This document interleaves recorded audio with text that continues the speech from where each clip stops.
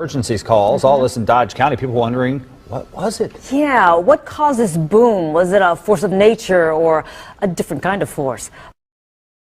Yeah, that's right, AJ. Abby, we'll take a look at this map. This is where residents say they are hearing the loud booms, and you can see right across this map, you can see North Florida and South Georgia. Almost all the counties in our coverage area are covered. Now take a look at some of what our viewers posted on Facebook. Kelly writes, she's writing from Havana at around 10:30. It sounded like a loud truck rumbling. Went outside and nothing. Also, Precious B writes, it felt like I heard the noise I heard at the time referenced my home shook. I thought it was an earthquake. Yet another viewer also telling us that this one is Stephanie. She says, I have heard and felt several times over the last few days, dogs go crazy and the windows rattle. It felt like the whole house was shaking. Now, we did reach out to this, as so many of you were talking about this. We decided to go in search of what may have caused the boom. We reached out to Tyndall Air Force Base near Panama City. Officials told us 4 of their aircraft were flying Tuesday evening during that time, but they also said there was no indication of any sonic boom that would be noticeable in the areas reported. But now it's a nervous night for residents of Fair Lawn, New Jersey, wondering if it will happen again. For about a week there, the area's been plagued by loud, booming sounds. Problem is, no one knows where the sound is coming from. We were like looking at each other like, what was that? It happened twice in the past week to Danielle McManus and her family. While inside their home in a usually very quiet Fair Lawn neighborhood, things went bump in the night. If we didn't know any better, it almost sounded like a cannon. It was so deep and just like echoey. Elsewhere in this neighborhood along the Passaic River, residents say they've heard loud booms as early as 6 p.m. and as late as 2 in the morning. It's like psh, psh. It was like grr, grr, brr, like that. I heard the noise, so I came out here. Sometimes, people dump garbage. I sounded like a garbage truck. Initially, they thought maybe the noises were coming from this PSE&G plant in Patterson across the river from the communities where the noises are being reported. Construction is going on, but a neighbor closest to this plant says the booms are not coming from here. Have you heard any sounds coming from this plant? No explosions. He has extra officers deployed, more eyes and ears for when whatever it is disturbs the peace again.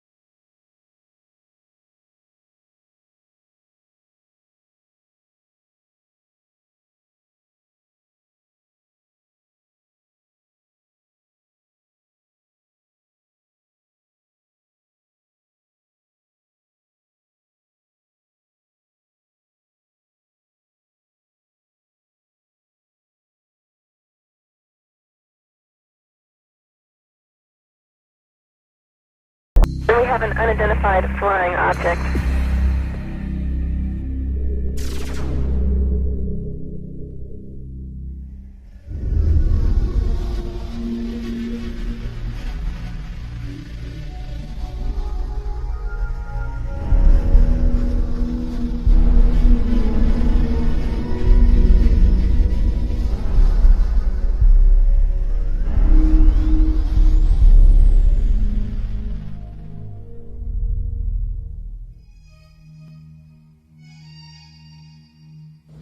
Good evening, my fellow Americans.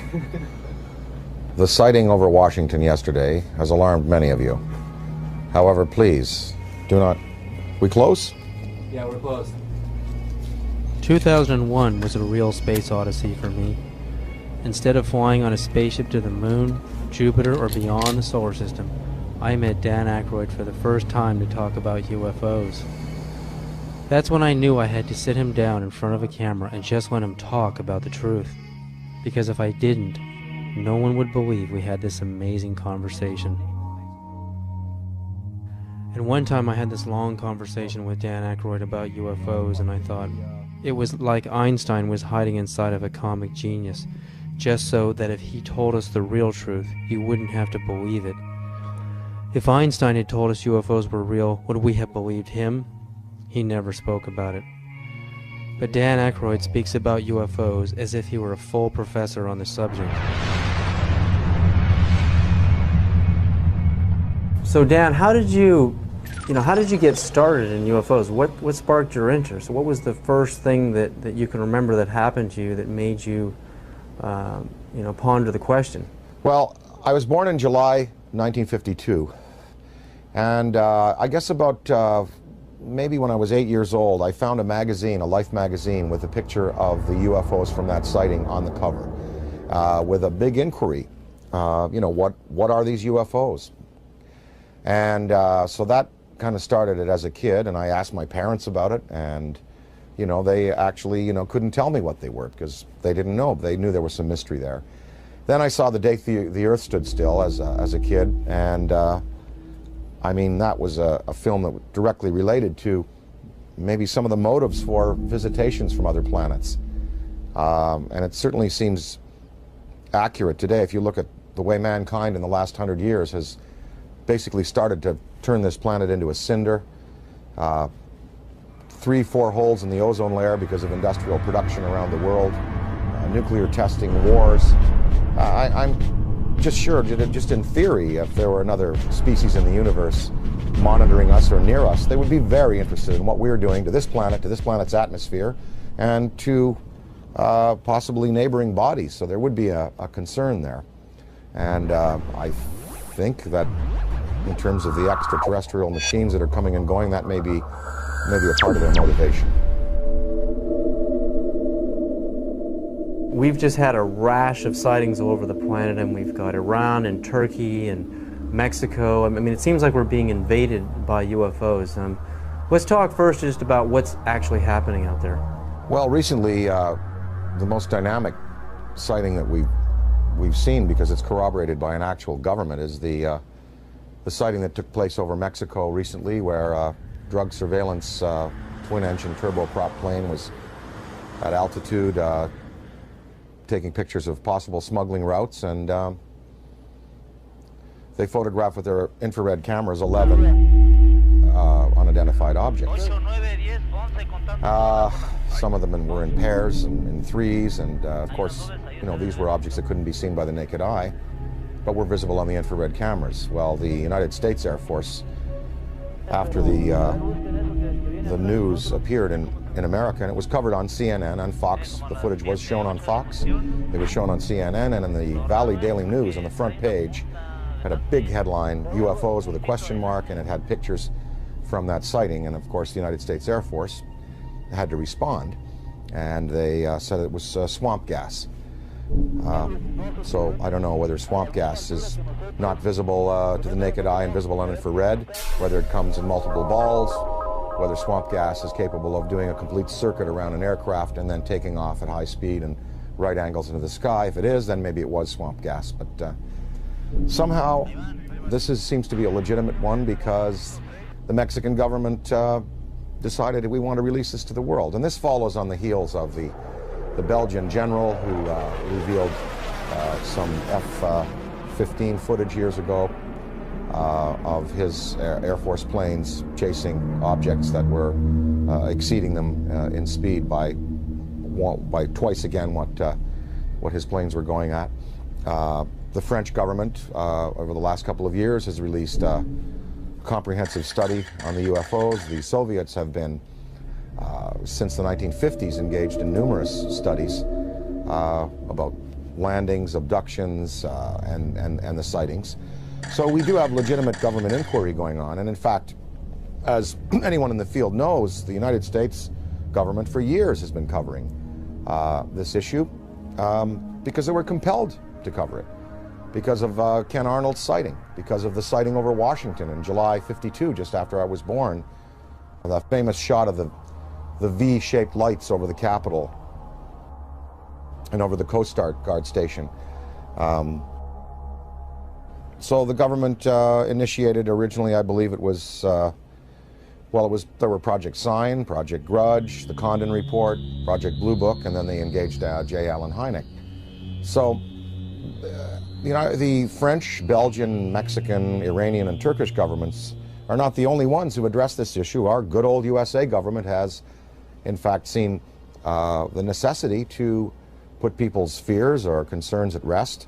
And as anybody in the field knows, these studies went on, and these studies revealed that, most of the sightings could be explained through conventional means, as either hoaxes or weather climatic things, but many of the sightings were unexplained.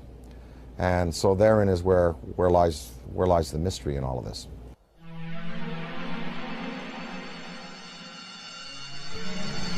Dan, what do you think is the significance of UFO technology? I mean, obviously, these guys, extraterrestrials, can come from one star system to another and visit Earth. I mean, recent headlines on CNN are talking about, and BBC, that we're going to run out of oil in 2026. We've got to get on to a better technology. I mean, to be able to go from another star system to Earth, obviously they have the answer.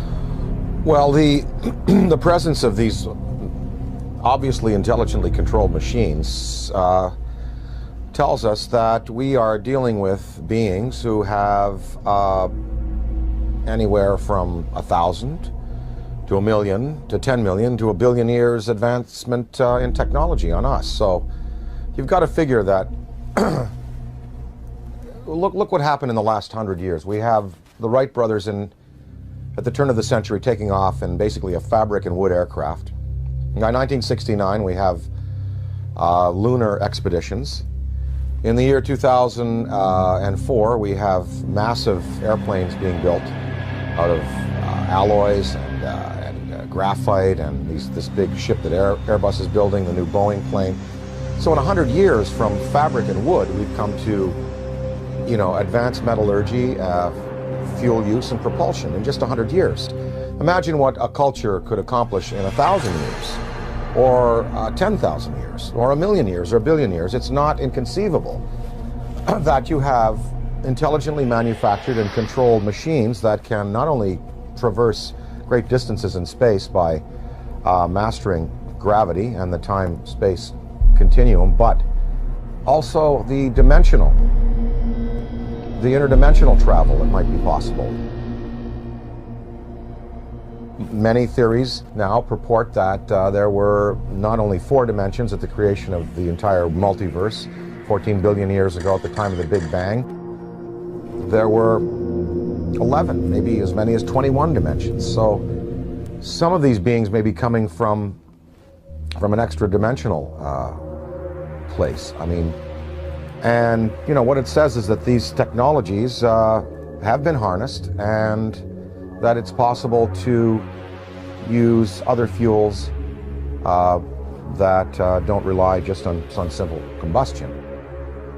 And there are many theories. I mean, some theories are that the military already knows about these forms of propulsion and lighter than air vehicles or metals that can be vibrated to a certain point where they become they become light waves, photons.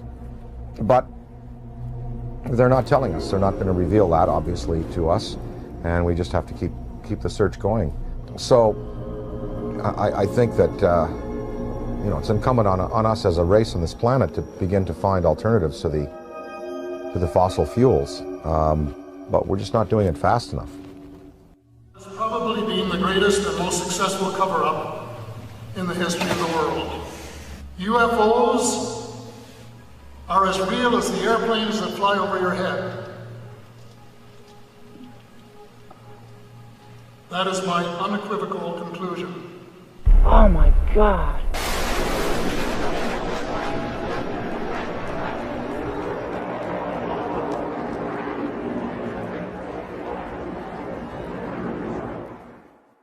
The Avro Arrow story, Dan, I mean, you appeared in a movie about the Avro Arrow story. Canada broke the sound barrier. Diefenbaker dismantles the whole aerospace program in Canada, and all the engineers are hired by NASA and Boeing down here, and we finally break the sound barrier. But in Canada today, we have another scientist, Canadian scientist John Hutchison, is using wave induction, using Van de Graaff and Tesla coils and radio.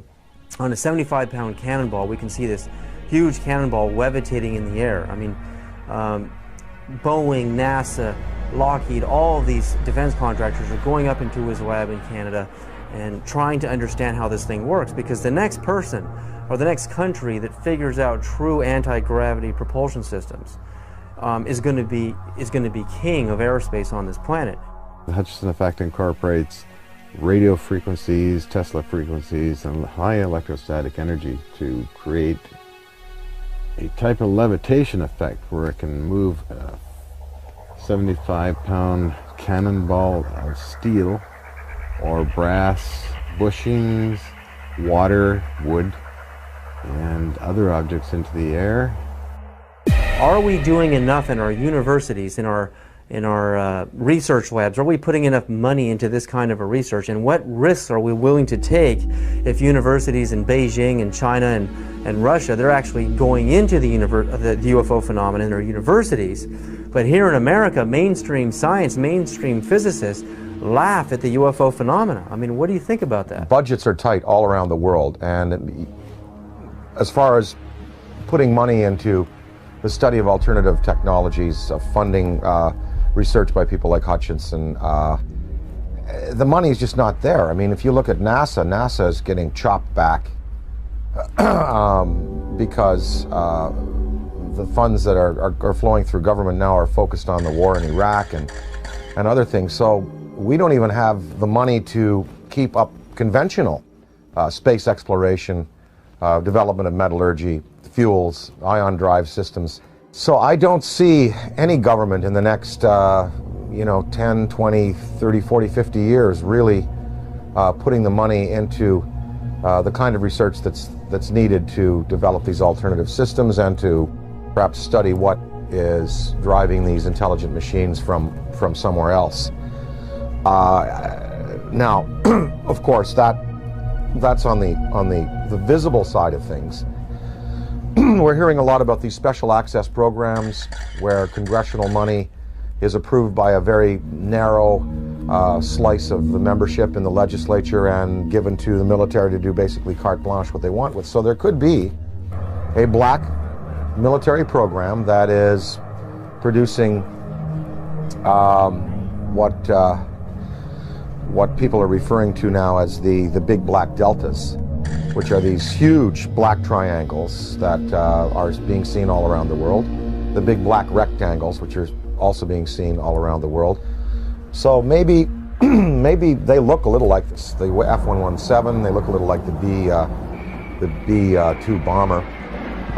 Maybe these are special access programs that have been applied to alternative technology. And that it is time that world governments officially acknowledge. I don't see them revealing, the sources of these programs, nor their applications right now. Okay, I worked in the U.S. space program for 36 years, I was a contractor employee, first working for McDonnell Douglas and then ending up working for Boeing after McDonnell Douglas was purchased by Boeing. I started at the end of the Mercury program and then worked the whole Gemini program. And during Gemini, I was responsible for the design of the equipment for the life support system. And so I had a distinct interest in keeping astronauts alive and having successful equipment. During the program, when we were flying the Gemini spacecraft, my interest in UFOs became very real. It became real because, first of all, Gemini 2, which was unmanned, it was rumored and talked about among our researchers that 2 UFOs had followed Gemini 2. And then Gemini 2 was, of course, recovered later. And I didn't think too much about that except, yeah, that's kind of funny. Very interesting stuff. And then when Gemini 4 flew, and its 4-day mission, 66 orbits, with James McDivitt and Ed White, about halfway through the mission, McDivitt said he has something up here with him.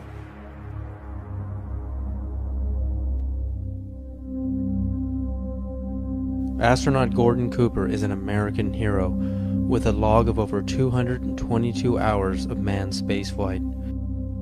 He had a long and illustrious career of service to his country. With over 11,000 hours of flight, he was a fighter pilot, U-2 test pilot in the Air Force, and is one of the first men to ever fly in space. He orbited the Earth 22 times in Faith 7, the last of the Mercury missions, on May 15th and 16th of 1963. On August 21st of 1965, he orbited the Earth again on Gemini 5 and remained a backup for Apollo 10.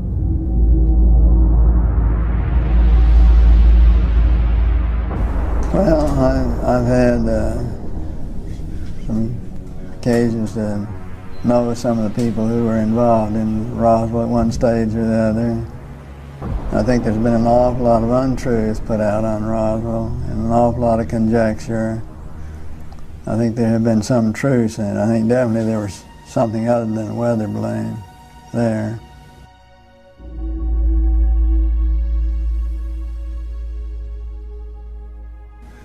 Very likely. I'd like to think they reversed engineered it and did something with it. You know, did some benefit with it, which would be the logical thing to do, but I have no way of knowing whether they did or not. Within hours of the crash at Roswell, U.S. General Nathan Twining designated the visitors as enemy aliens. It appears from his book that Colonel Corso agreed with that assessment, and that it has remained as official U.S. policy ever since. At that time, however, it was an enemy, quote unquote, about which the U.S. could do nothing, because the visitors were so technologically superior. That led to the recommendation that the discovery be treated with the utmost secrecy, to the point that the crash at Roswell didn't happen and that UFOs don't exist. The rationale was that the ordinary public couldn't cope with the news and might easily panic.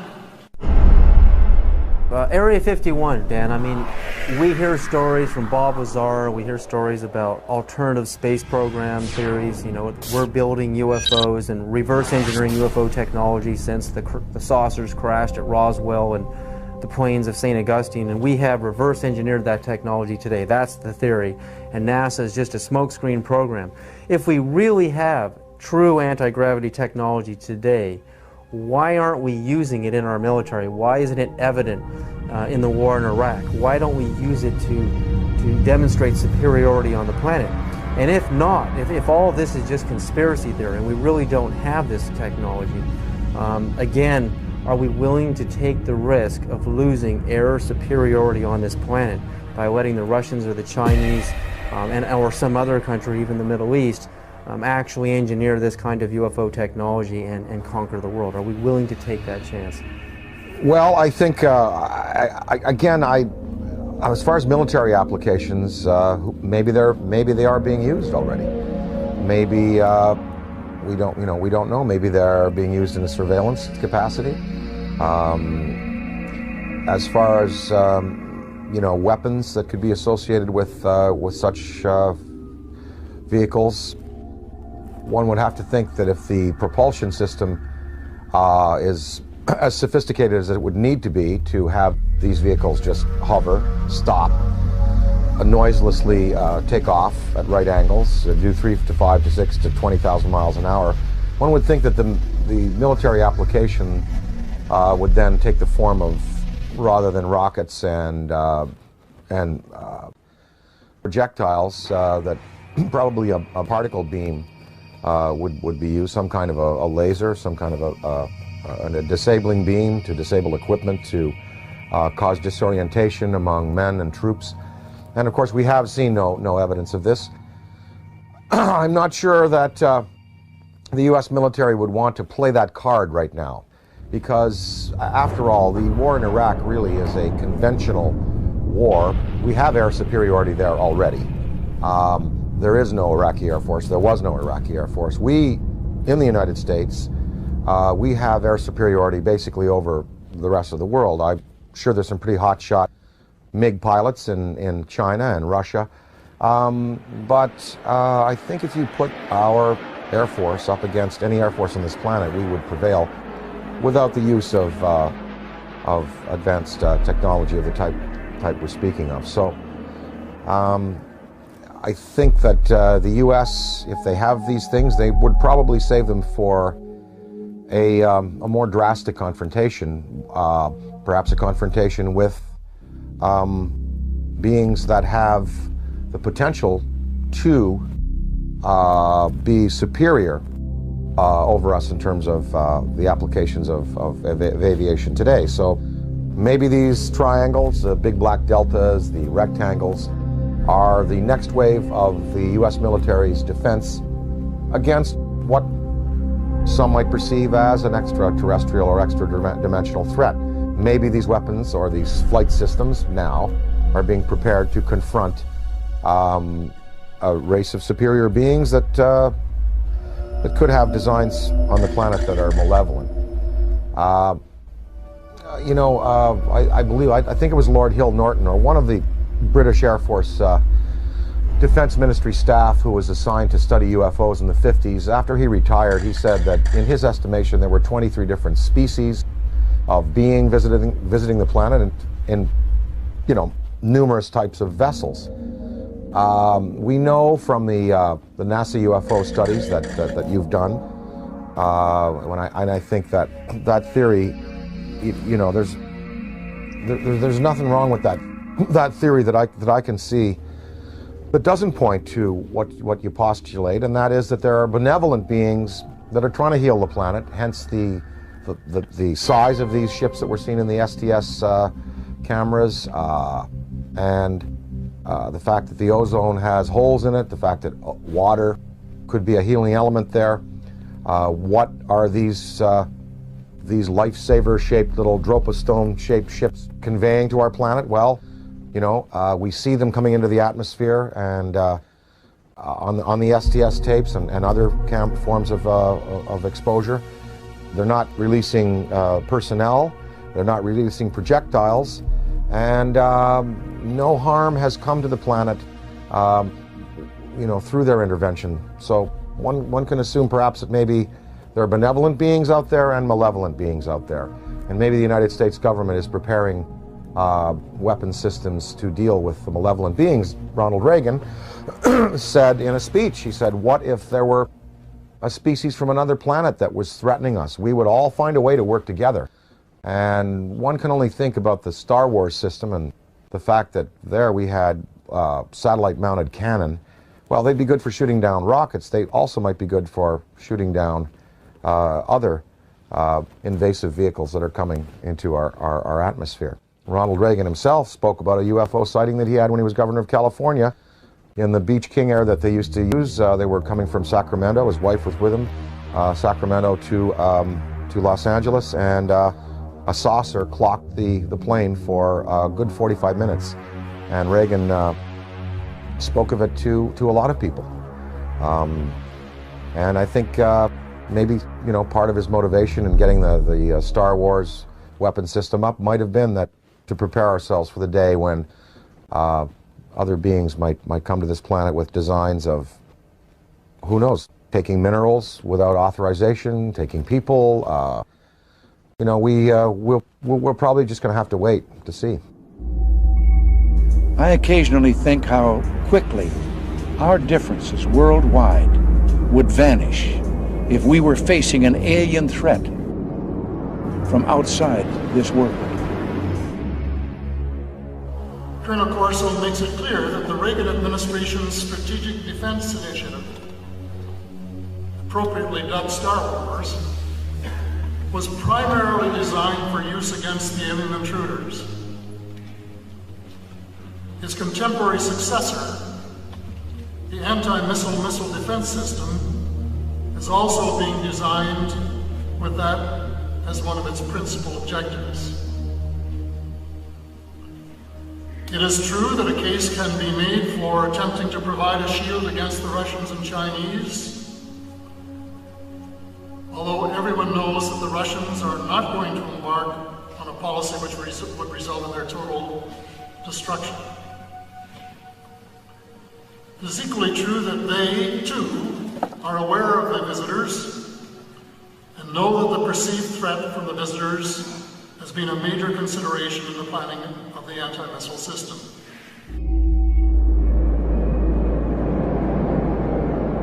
And the incident in question, as at least from my perspective, almost ignited a nuclear war, and that was 5 unidentified objects were picked up on radar coming in over the Pacific Northwest, Northern California, Southern Washington, Oregon area. As these objects approached the coast, Strategic Air Command went on a alert. We were in a defense condition, or what is referred to as a DEFCON, Defense Condition 3, which means that the nuclear forces were ready, but they weren't on a ready stated alert. We elevated that to Defense Condition 4. Defense Condition 5 is launch. When we went on our alert, the Russians were also monitoring our nuclear armed forces as we were theirs. And so they knew that our bombers had gone to fail-safe. They knew that the launch codes had been given. They also knew that the hatches on the ICBM missiles had been removed and that we were getting ready to do a launch. I know that Nixon, President Richard Milhouse Nixon, picked up the phone and called the Kremlin. The White House notified the Kremlin that these objects were not, and I repeat, not a preemptive launch by us, that they too, the Russians, had been tracking these objects as they came in over the Bering Sea.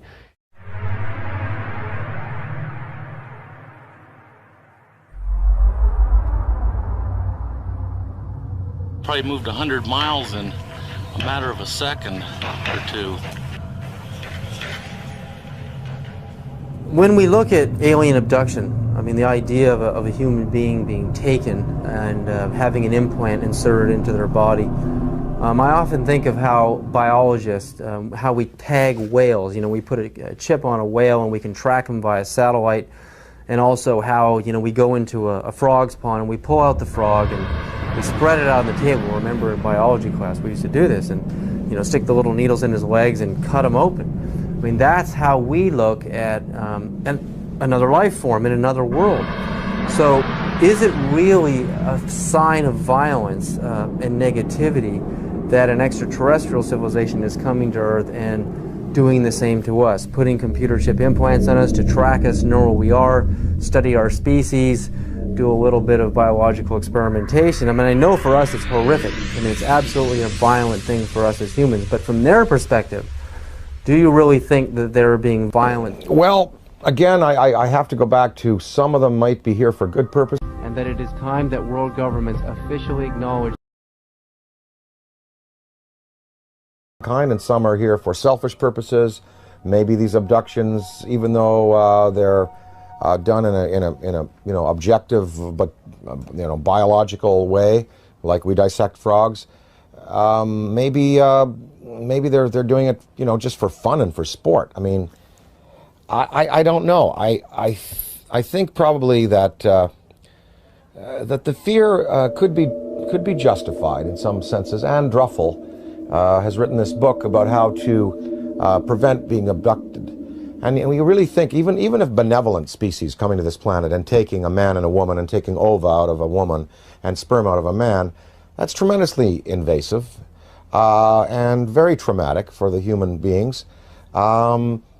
So even if the motives are good, these actions are as violent as anyone we're capable of on the planet.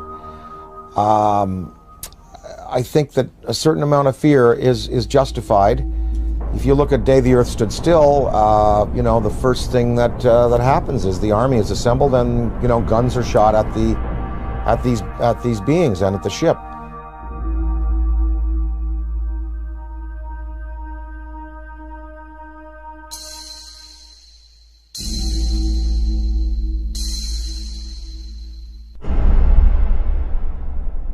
I addressed the question to Dick Cheney because I say the most important question to put to any high-ranking official is not what do you think about UFOs or have you seen one. The most important question is, have you ever been briefed on the subject? Did someone walk in your office and tell you what's going on? Because if someone walks into the president's office or some high-ranking official and briefs him on the subject of UFOs, it is for real. It's not imaginary, as the government has been saying for 60 years. So I asked Mr. Cheney, this is 3 months after he became vice president, I asked him on the air, and this is still on Diane Ream's archives, Mr. Cheney, in all your jobs in government, have you ever been briefed on the subject of UFOs? And if so, when was it and what were you told? And Mr. Cheney said, if I had been briefed on that subject, it probably would have been classified and I wouldn't be talking about it. January 22nd, 1997, I noticed 3 amber orbs now at a distance far west on the horizon. And I'm thinking, wait a minute, even though they're in a line formation, they were amber, they were in a formation, they were hovering for minutes. As I'm pointing like this, they reappear in the same spot. And I thought, I have to get a picture of this. And I ran upstairs, I grabbed my 35mm, get out onto the balcony. As I'm ready to shoot the 3 bottom orbs, suddenly 6 amber orbs in a row, totally equidistant from each other, massive span across, pop up. On March 13, 1997, over 10,000 Arizona residents witnessed the single most spectacular UFO sighting in the 20th century. Headlines surged the nation, and Arizona residents demanded answers from military and state officials. A mile-wide UFO was seen from as far north as Flagstaff, Arizona, and then the giant triangular UFO hovered above the great city of Phoenix, Arizona, where Dr. Lynn Ketai shot this amazing videotape.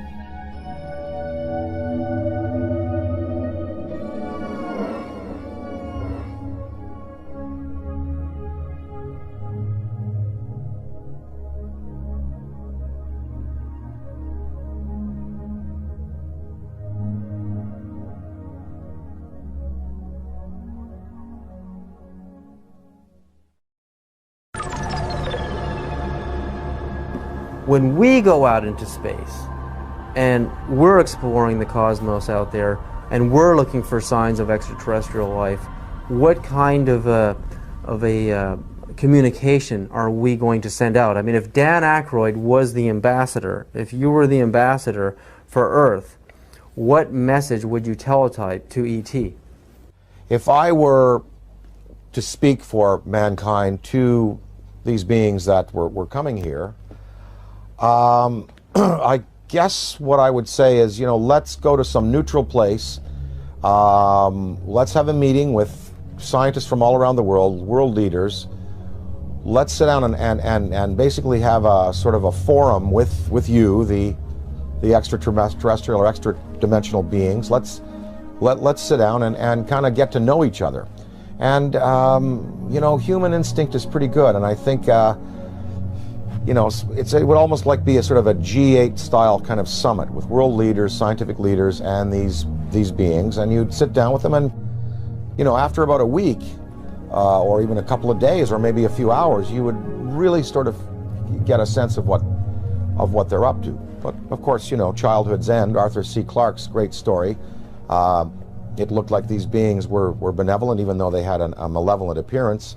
And in the end, we find out that they meant no good for our planet. So I think it's important that some branches of the military and police be briefed on these in a very real sense, and be told, you know, they are real, people are being abducted, there is mind control in play here, and that we do have to be vigilant. Now, if we knew that there was a purely benevolent race, like if something happened in Iraq where all of the electronics went out in the American military and all of the insurgents' rifles jammed, or we saw all of the polluted waters in North Carolina from the pig farming completely healed overnight, and different signs like this, then we would know we're dealing with a benevolent species, and then we could really be open and welcome. But then again, we would have to be cautious, because beings with that much power could give the impression that they're here to help when really they're not. So the verdict is out on all this. We just don't know which ones are benevolent, which ones are malevolent, and the degree to which they're going to continue interacting with our planet. But what would really help is if the United States military and police and government open it up to their staffs and say, look, this is something we really do have to consider, because, you know, maybe the defense, the survival of our species could well be at stake. If you look at the history, you know, from, say, Ken Arnold's first sighting in '47, going back to the Bible, Ezekiel's wheel, going back to the medieval manifestations of little saucers and UFOs, that painting of the Madonna that's very famous, in which it appears, up to now, there have been no mass murders by these beings. There's been no mass destruction of cities, but hundreds of thousands of people have been taken out of their lives, subjected to surgical experimentation, released back into the population, and are suffering trauma today for it. That is not good.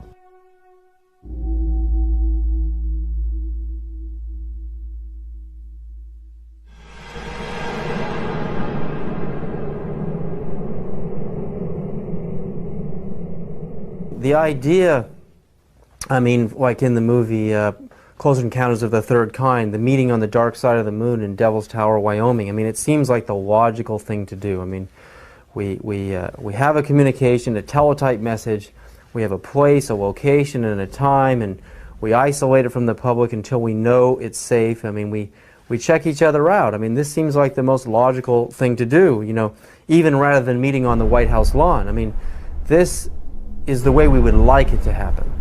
But that doesn't seem to be the way it's really happening. I mean, these extraterrestrials don't seem to be so interested in doing things politically the way we do things on Earth. They're picking certain individuals to contact. They are zeroing in on those individuals. But now, I mean, there are so many sightings going on all over the planet. I mean, it's just amazing. I mean, Iran, Turkey, Mexico, Venice, California, Sonora, California, Texas, Death Valley. I mean, the reports are coming in every other day now. It seems like we're heading towards an omega point. I mean, what is about to happen? I mean, is this all just a coincidence that more and more people have video cameras, or do you really think, you know, there's a major unprecedented communication that is about to happen between our extraterrestrial visitors and humanity? Or again, is it the video camera question? More camcorders? There are definitely more video cameras out there, and definitely more sightings, and definitely more credible witnesses. You know, the biggest thing in ufology in the 60s was Herb Shermer, the Nebraska Highway Patrolman, who was at the Ashland Oil tank farm out there in Nebraska, and he writes in his diary, you know, saw flying saucer, and then under hypnosis, turned out that he was taken aboard and informed of their intentions. Barney and Betty Hill. I mean, these were the key cases. Shermer,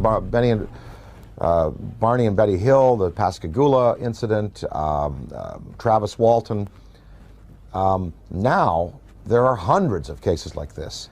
And I think that because it's in the consciousness, because we have, you know, a poll saying basically half of the world believes and half doesn't, we're reaching a point where, as Stephen Bassett talks about his time clock, it's like the nuclear time clock that we had in the 50s before we blew the world, you know, before we blew the world up. The theory that once the hands got to midnight, that's when all the nuclear weapons in the world would be discharged. Well, we've stopped that nuclear clock, thankfully. But as far as the UFO clock, he says we're 1 minute to midnight now, meaning that in a minute to midnight, something really, really spectacular is going to happen. Now, whether that's a mass appearance, whether that is, you know, come over to the Yankee Stadium during a game, I think possibly the next, maybe even in the next 5 years, we're going to have occasions like the one I experienced in upstate New York in the mid-'80s when I woke up in the middle of the night and I said to my wife, they're calling me, I want to go outside, they want me to come outside and see. He said, who? Something outside wants me to come out and say, oh, just go back to bed. I went back to bed, but in the next day in the media, in newspapers, in radio, all over upstate New York and Ontario and Quebec and Vermont, people spoke about this urge they had to go out of their houses at 3 in the morning and look up into the sky. And 12,000 people shared this urge. And they went out and it was a big, big news story. And of course the Air Force said that a Chinese rocket had exploded over New York State. And what people saw was a massive, miles-high pink spiral in the sky above the Great Lakes. In Hull, Quebec, Canada, a few years afterwards, there was a story of several hundred people, almost 1,000 people, in this community, Gatineau, north of Hull, Quebec, Canada, in the Quebec province, sharing this urge to come outside and look up into the sky, and they also saw an apparition. So there are going to be more of these mass sightings. And, you know, the day that 1 million people in Idaho at a rock concert or something see it, that is when you're going to really get the conventional military and police sitting down to say, well, it's time to throw the Brookings Institution report out and lay it open to the people and let the people decide, you know, what must be done in conference with our state leaders.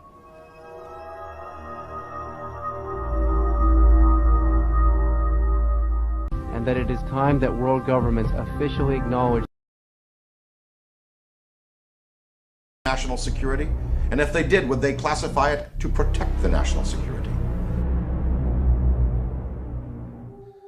So I would have to say, no, I couldn't agree to non-disclosure. I really couldn't if I saw something or photographed something. But I can see where other people, you know, wanting to do the best for their country, wanting to serve their country in a legitimate way would say, yes, I will not disclose. And this is based on the Brookings Institution report from the late 50s, which, you know, Congress commissioned, which said that if the existence of UFOs were revealed to the American populace would not be able to handle it. They would defy church authority, police authority, military authority, governmental authority. They wouldn't go to work. They would sort of cast aside the mayors and governors and presidents and go, we want to talk directly to these beings. We feel that these beings should, you know, have their case put to us directly by them themselves. I think the American populace today is ready to handle the concept that what we live in, the 4 dimensions of height, length, width, and time, is not all there is. There are more dimensional realities. There are advanced beings with machines that can skip from dimension to dimension, from galaxy to galaxy, using the Einstein-Rosen bridges, the wormholes. I think the American people, I think half of them know, and I think the other half, with the proper evidence, would be ready to accept it. It's going to take a mass sighting for the U.S. government to finally say, look, we're going to come on side with France, Belgium, Mexico, Turkey, Iran, and we're going to tell the truth, and we're going to reveal what happened to Tom Mantell when he went up in his P-51, what happened in the Great Lakes when I believe it was an F-104, I believe, was scrambled over the Great Lakes in the 60s. What happened to him? You know, I think that that if you have that type of sighting, then there'll be no choice.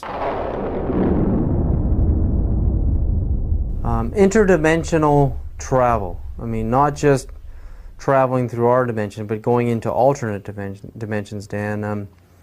Would you, and if you could, a spaceship arrives in your yard, and you know you've got the barbecue out, and there's the steak on the grill, and they want you right now to come with them and go into another dimension, and to move forward and backwards on the timeline, to go forward in time and backward in time. If you could move forward and backward in time, are there any events in human history that you would interfere with, that you would change to alter the destiny and the course of humanity? Well, I wouldn't want to go back in time and change anything, because that would be a tampering that I wouldn't serve mankind well. Although there are many horrors, of course. Wouldn't you have loved to have caught Hitler as a 15-year-old and have him drown in a river?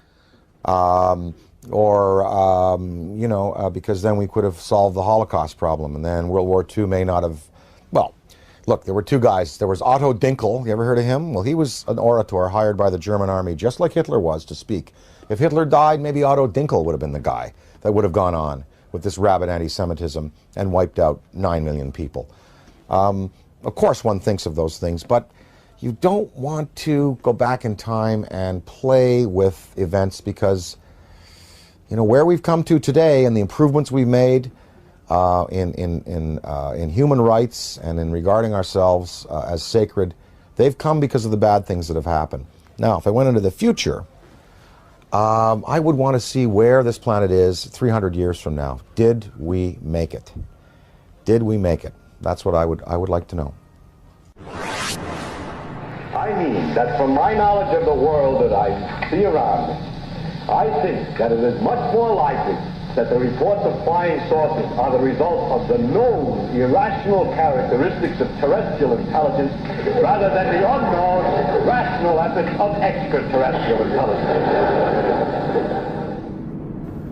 Interdimensionality, again, if you could move forward and backward in time and meet any personality, any public figure, celebrity, or politician, or mystical figure, is there anybody that you would like to sit down with, if you could have lunch with them, or just sit down and talk to them and have a discussion, forward and backward in time? Oh, I'd love to spend an afternoon with Richard Feynman. Would love to sit down with Heisenberg, and of course, you know, Einstein, Niels Bohr, Max Planck. You know, I'd love to sit with the particulate, the quantum physics guys, because there really is the root of understanding how and why the world is the way it is, and the joy of these studies in antimatter that are occurring.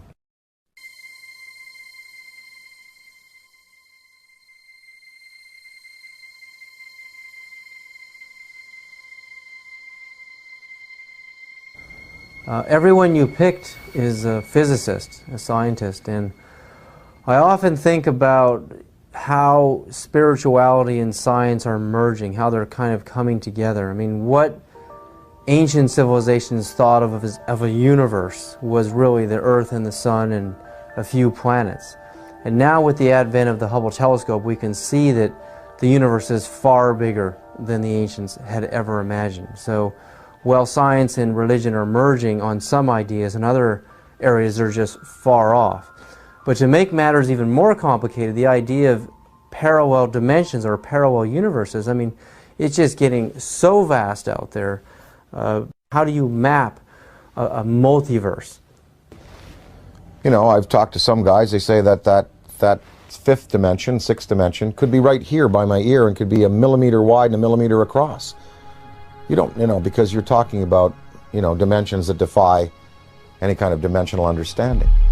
And, there was I forget his name, he died recently, in the last 2 years, but he proposed that there are parallel realities just because of the way we go through time. Like, here we are in this interview right now. Well, what I said and what you said and what we all did 2 minutes ago still exists somewhere. Because we just did it. It's there. It's like a wake we've left. And if you had a time vehicle, you could go back to 2 minutes before and stop and see what we're doing 2 minutes before. You go back to your high school days. You go back to your days as an infant. And those realities are still existing alongside what we're progressing through. You know, it's all a beautiful, beautiful mystery. I am here because I am a writer, a performer. I find it entertaining. I'm not a scientist. You know, and I'm not a theosopher or philosopher. And you know, I am just here because it is enormously, enormously entertaining. And mysteries like this are challenging. And it's really, really fun to contemplate that, you know, there may be beings out there who are concerned about our planet and who may give us the opportunity to advance ourselves. It's really fun to contemplate.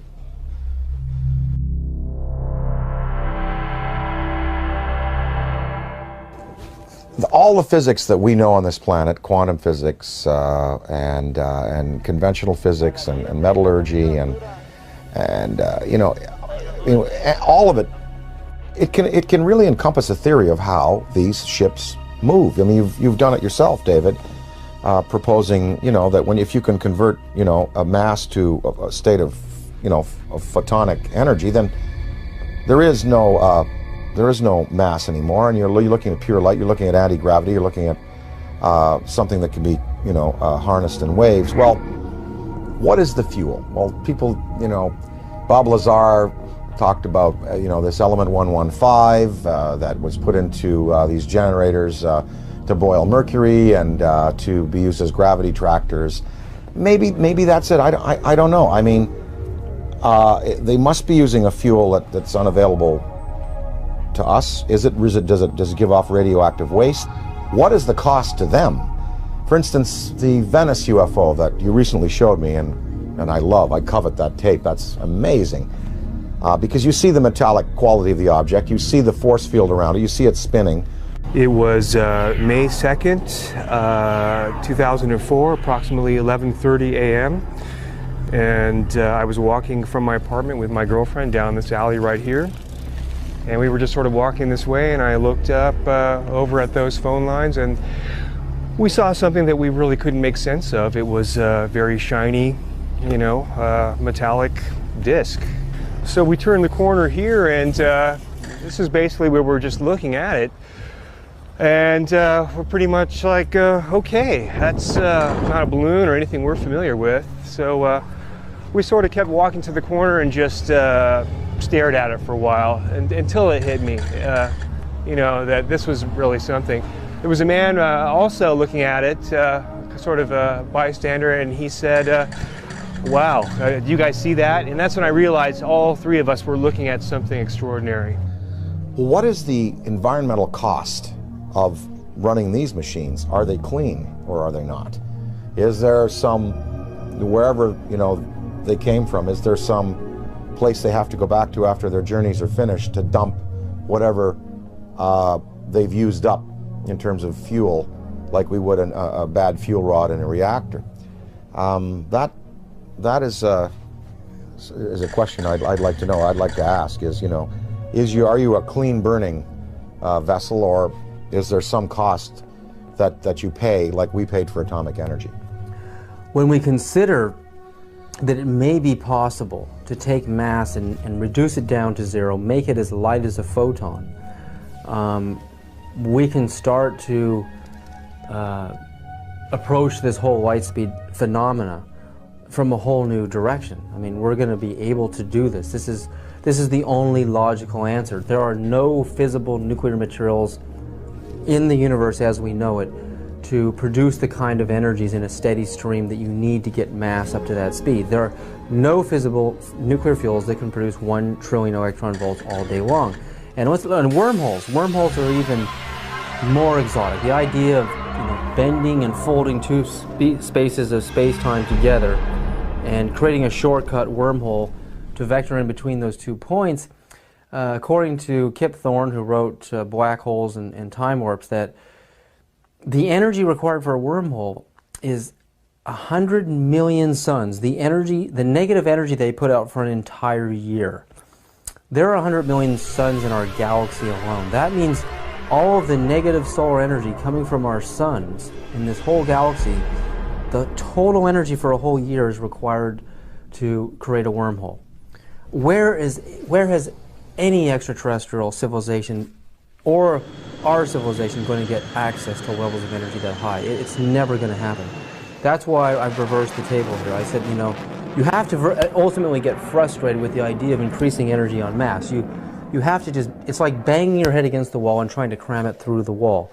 You will never be able to do it this way. So the new way, as I propose, is to make this all possible. And when you consider UFOs coming in, stopping on a dime, and then accelerating and turning out into space, any Air Force pilot can tell you that stopping on a dime, the G-forces are going to throw you right through the walls. Yeah, you'll be crushed. And then sudden acceleration is going to do the same thing. It's going to destroy the body of the pilot. So this new approach and this new idea, I mean, this is just the inception, it's just the beginning, but I think this is really the only avenue that we can look down right now and the only way we can see solving this problem.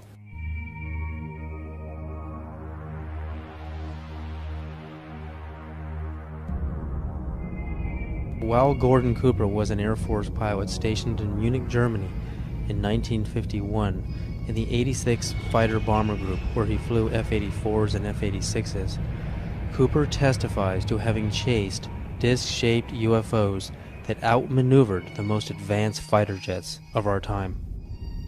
We were flying in Germany, and we were flying F-86s. And they would come over and do the same maneuvers that we make, except every once in a while one of them would go zip. And you just can't do that in a fighter, a conventional fighter. They're just typical saucer shape, double lenticular shape, metallic looking. Well, yeah, they weren't just random. They were flying fighter formations, very definitely under positive control.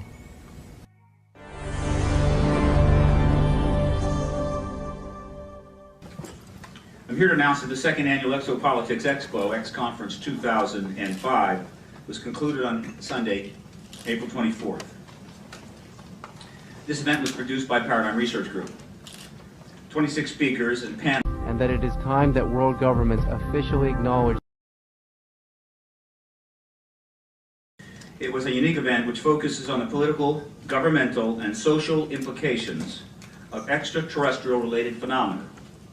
It is produced by PRG as part of the emerging activist movement seeking to end a government-imposed truth embargo regarding extraterrestrial-related phenomena.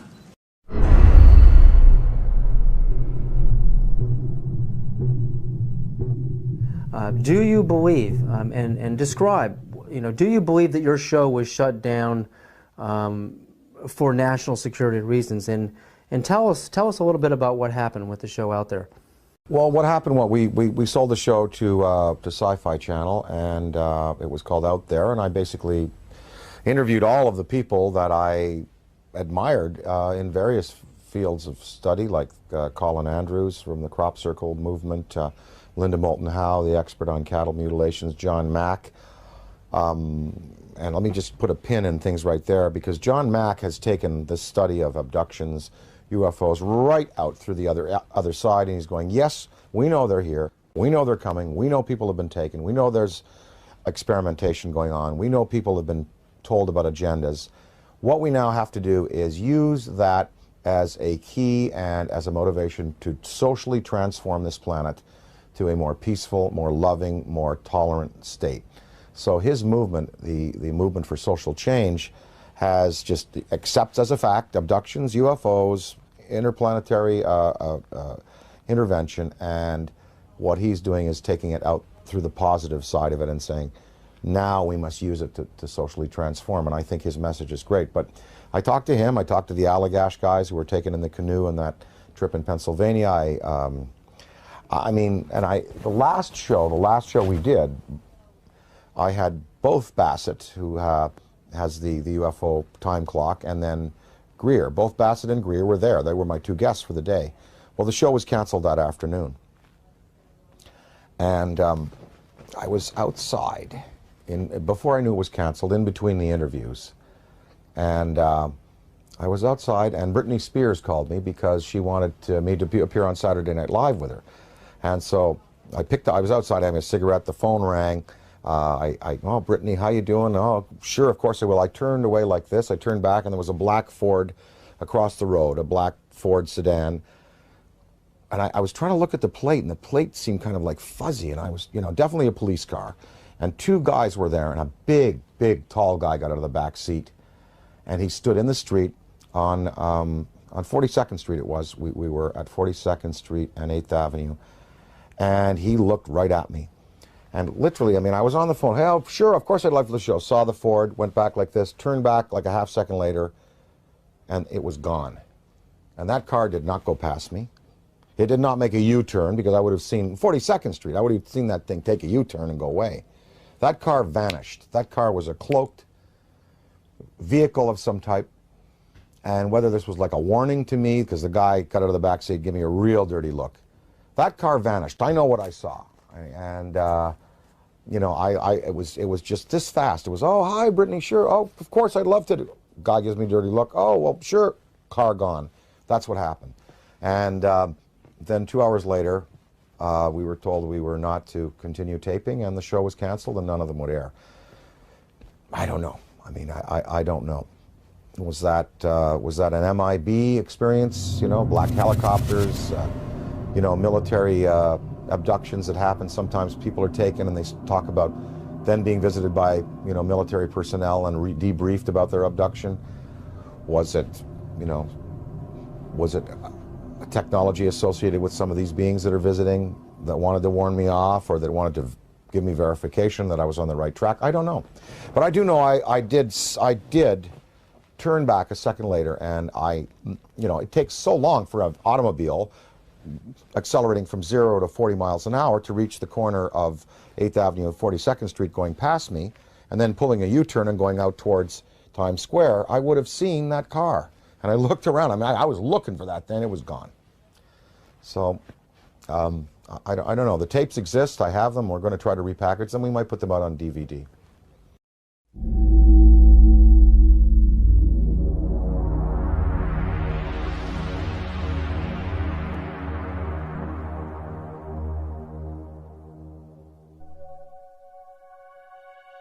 I was having some cameramen film the installation of a precision landing facility we were putting in right on the edge of the dry lake. And this saucer flew right over them and put down 3 little gear and landed out on the dry lake bed. And they went out to, picked up their cameras and moved on out toward him filming. And he lifted off, put the gear back in the well, and climbed out at a very high rate of speed and disappeared. And so while I was going through all the regulation books and finding out the number to call in Washington to report it, I had them go over and develop the film. By the time they got back with the developed film, I was on the higher and higher and higher level officer talking to me. Finally with the colonel telling me to when the film arrived at my desk, to put it in the carrier pouch. There would be a courier there at my office by that time already, and they'd arranged for him to fly in our base airplane back to Washington with these films, and do not run prints, etc., etc., etc. We didn't have a chance to run it. I had a chance to hold it up to the window and look at it. It was certainly good film. Well, by this time I was involved in the research and development and doing very classified programs myself, at the test center. So I knew that we didn't have any vehicles of that kind, and I was 99 9/10% sure that the Russians didn't have any of that type either. So at that point in time, there was no doubt in my mind that this vehicle was made at some other place than here on Earth. And yeah, well, Buck Rogers and Flash Gordon coming true. Dude, I got it, man. Probably moved 100 miles in a matter of a second or two.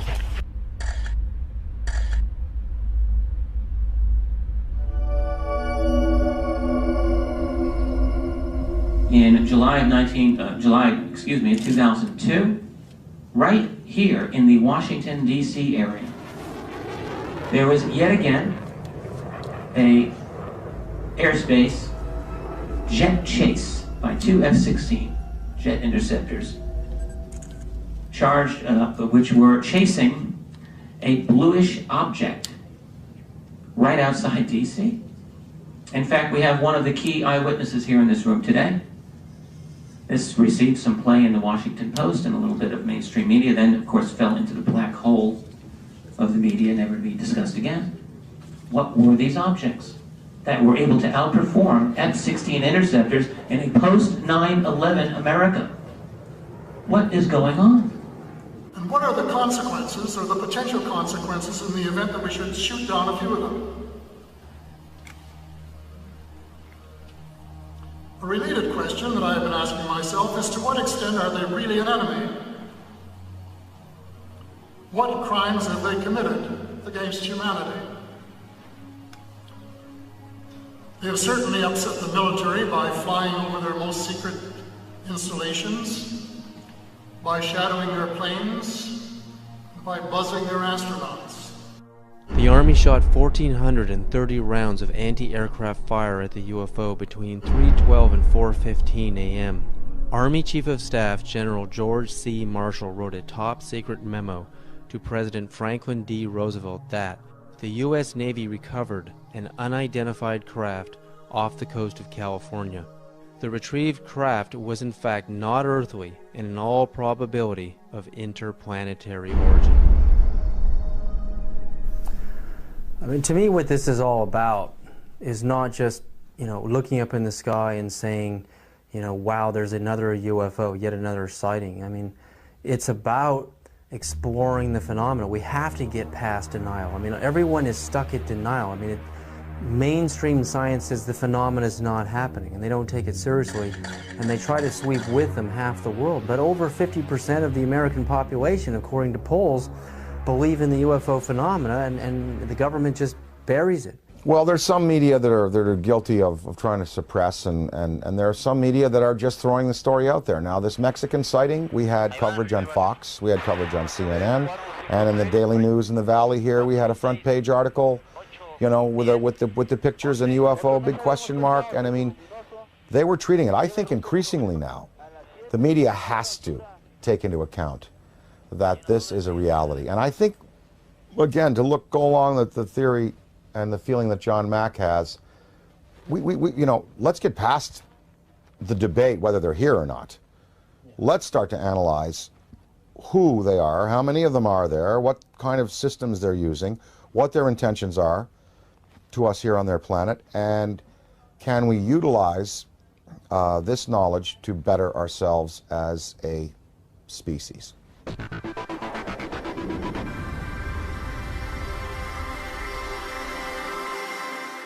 With the advent of the Hubble telescope, I mean, when you see how big it really is out there, and the idea that we're stuck on this myopic little ball, we're just glued to it, we can't get our eyes off of it. It's more of a mystery now than it ever has been. Why we're stuck here, and there's got to be a way to decode the matrix and finding out how these craft work, how we can get out into the universe ourselves. I mean, I think that's what this is really all about. It's not about trying to prove it whether it's right or wrong. It's like when the first time man saw a bird fly. Well, the last UFO symposium conducted by MUFON, they sent me the book of the speakers. There were many, many scientific people in there, many astrophysicists, celestial mechanics experts, metallurgists, people who've been consulted on these cases over the years. No, I mean, when you have John Callahan, an ex-FAA supervisor, saying, yep, they're real, When you have John Schuessler, who was a Boeing engineer, now running MUFON, and saying, yep, you know, they're real. When you have, you know, pilots and personnel in the police and military coming forward in the Rockefeller Report and in the Disclosure Report saying they're real. When you have a Belgian general on television showing you a tape from a fighter which is filming an object escaping at high speed, when you have this Mexican case, you know, I think we can pretty well put it to bed and say, yep, they're here, they're doing things to us, with us, interacting with us. Whether we've had, you know, official military contact, again, that goes into the black box area, but there should be no debate anymore. UFOs exist. They are intelligently manufactured and guided technology from somewhere else, not this planet.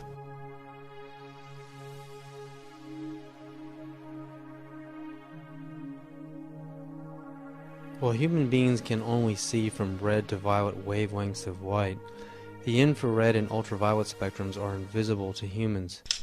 I quickly learned that NASA uses special video cameras that are capable of seeing into these invisible spectra. The tether has broken. It is going away from us. Get it on the TV, Claude. Please get it on the TV. After the 12-mile-long tether snaps, several days later on an orbital pass, the cameras find something that should not be there. In the NASA STS-75 tether incident of March 1996, we find NASA using ultraviolet light-sensitive video cameras. This is where some of the largest UFOs ever caught on videotape have been captured. Huge dish-shaped luminous UFOs swarm the tether. We know the tether is 77 to 100 miles away from the cameras on the shuttle. The UFOs pass behind the 12-mile-long tether, so we can therefore use the 12-mile length of the tether to measure their minimum diameters. Some measure between 1 and 3 miles wide, making them literally motherships. In Project Blue Book files, UFOs with these same features have been reported several times as shiny metallic discs with dark centers. Specifically, in the invisible infrared, Trevor James Constable, a retired World War II radar operator from New Zealand, has photographed many UFOs with the same features, translucent discs of light with dark centers.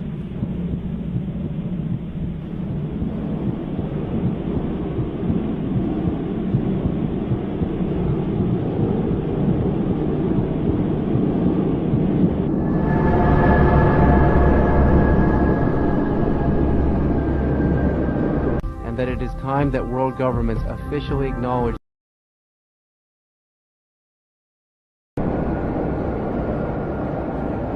The time has come to lift the veil of secrecy and let the truth emerge so there can be a real and informed debate about one of the most important problems facing our planet today. So how do people respond to Dan Aykroyd when he talks to them on a personal level about UFOs? You know what? It's interesting. When I talk to people, well, first of all, people ask me about it. They come to me and they say, oh, well, you know, we saw an interview, we heard an interview, they heard the thing on Art Bell that we did.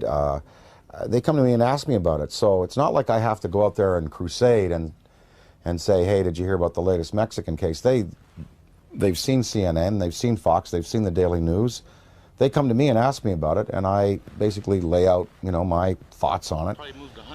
I'd say half the people that I speak to about this have either seen themselves, heard about it from a credible witness, or are willing to accept. The other half, totally not. Harold Ramis, my good friend and collaborator, does not believe, will not accept until, you know, hard proof is presented to him in the form of, you know, something tangible.